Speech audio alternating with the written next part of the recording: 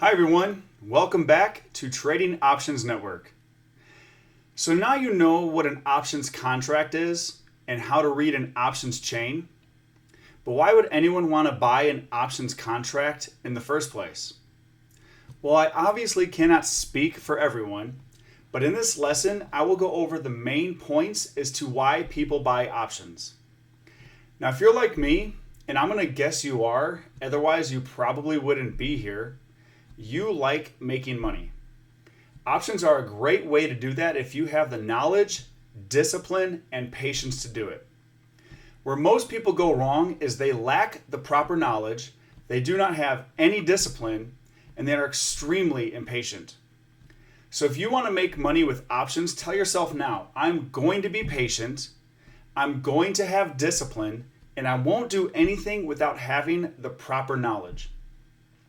In a couple of my previous videos, you've also heard me say that if you are brand new and learning, you should not be buying straight calls and puts yet, at least not in a real money account. Do it all you want in a paper money account, become acclimated to it, but there are far better strategies that you'll be learning very soon if you're a new options trader, I promise. With that being said, let's get into the reasons why people buy options contracts. First of all, options contracts are often used as part of a larger strategy in a portfolio. Now, obviously, I cannot discuss other people's motivations for using options as part of a portfolio strategy because they can all be different. Also, there are many different strategies that can be made by buying or selling multiple contracts simultaneously. In upcoming lessons, you will learn about spreads, condors, butterflies, covered in cash secured positions, amongst many others. People will also buy straight calls and puts with the goal of profiting as well, and that's what I'll be focusing on this quick video. The first reason people buy an options contract is simply because it is cheaper or easier. One options contract gives the holder the ability to leverage 100 shares of stock without actually owning or shorting 100 shares of stock. Even if I take a cheap stock at say $10 per share, if I wanted to buy 100 shares, it would still cost me $1,000. However, buying a call can give me the ability to leverage those same 100 shares for pennies on the dollar. As far as shorting 100 shares, well, now you would need a margin account to even consider doing it. By buying a put, it gives you the ability to leverage 100 short shares of stock without having to apply for margin.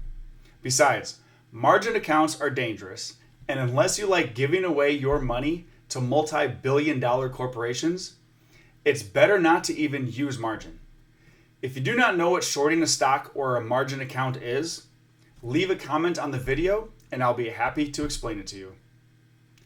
A second reason people will buy a call is because they do not want to, they do want to own the shares, but for whatever reason, they do not want to buy the shares right now. It could be their funds are tied up in other investments. It could be that they don't have the funds right now. Or maybe it is because, the stock has recently dropped, and even though they like the current price to buy the shares, they actually want to see it reverse and start moving up a little bit before actually investing in 100 shares.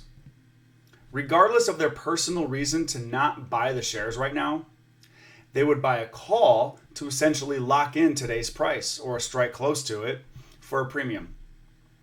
Let's look at an example using a more common occurrence, buying a home. If you found out your dream home was going to be on the market in the near future and the sellers set a price you like, you can sign a contract, aka buy a call, showing your interest in buying the house at that price. Now, when it does become available, you have the right to buy the home at the stated price because you paid for that right, regardless of how high the value of the house has gone. It sounds just like exercising an option. However, let's say it does become available, but the housing market has crashed and you no longer want to buy the home at the previously stated price. Well then, now you lose the money you paid for the contract and you don't get anything back in return. Instead, you would just buy the house at the new lower market price. Your option just expired out of the money. it wouldn't make sense to buy the home at a price higher than what the current value is at. Now, please note that oftentimes it does not make sense to exercise your option to buy the shares if you do not plan on holding the shares for a longer period of time thereafter, especially if the contract still has a decent amount of time or extrinsic value, because you would be leaving money on the table. In that case, selling the call to close would be the better option, similar to reason number one as to why people buy a call option to begin with. Now let's look at a hypothetical example using the stock Ford to help it make sense. On August 7th, the price of Ford is $12.94. You decide to buy the 12 strike for $1.50 times 100, of course, or $150. Let's fast forward 1 month. Now the price of Ford is suddenly $15. You decide to sell that 12 strike for $3.25 a premium times 100, which equals $325. Your result is that you profit $325 minus the $150 initial investment, which is a profit of $175, giving you a rate of return of 117%. The other option you could have done is you could have bought and sold the shares. If you bought 100 shares at $12.94, that would have cost you $1,294, of course. Then you decide you want to sell your shares at $15 a share, times 100, of course, which equals $1,500. That gives you a profit of $1,500 minus $1,294, or $206. Your rate of return here is 16%. Not quite as good as 117%, but obviously still very respectable. Now, what happens if you decided to exercise your option here? Well, your cost of your options contract is $150. The cost to buy your shares or exercise your option would be then $1,200. So that gives you a total cost of $1,350. Now, for whatever reason, you then decided to sell your shares at $15. Times 100, of course, is $1,500. So now your total profit is $1,500 minus the $1,350 investment, or $150. This gives you a rate of return of 11.1%. Now, obviously, you can see here that buying the call option for Ford for $150 to leverage those 100 shares of Ford is significantly better than simply buying and selling the shares. Also, you can clearly see that by exercising your option, then shortly thereafter selling your shares does not really make sense. Remember, if you exercise your option, you really only want to do that if you plan on holding your shares for a longer period of time. Now, I hope that example helped you understand the power of leveraging 100 shares of stock without actually owning 100 shares, since you got to actually see some numbers. But if not, again, leave a comment on the video, and I'll be happy to go into it in further detail.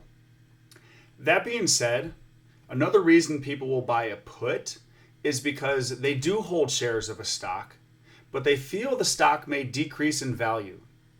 Now, I know we have not talked much about this, if at all, but if the owner of the shares decides to sell to close his position because he or she is afraid they are going to decrease in value, well, they can trigger a taxable event.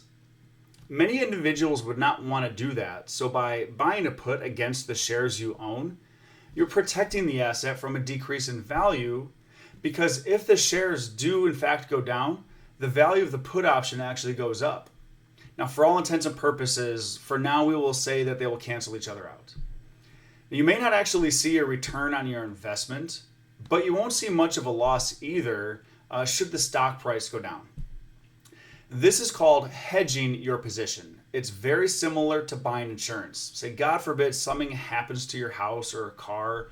Insurance can be there to protect you from that loss. Now, please note, by selling your put for a gain, that will trigger a taxable event, but it would probably be significantly less than by selling your entire position in the stock. Well, there you have it. These are the main reasons people will buy a call or a put. Yes, there will be many other reasons people will buy an options contract. After all, many people, as I said before, an options contract is one small piece of a larger trading strategy.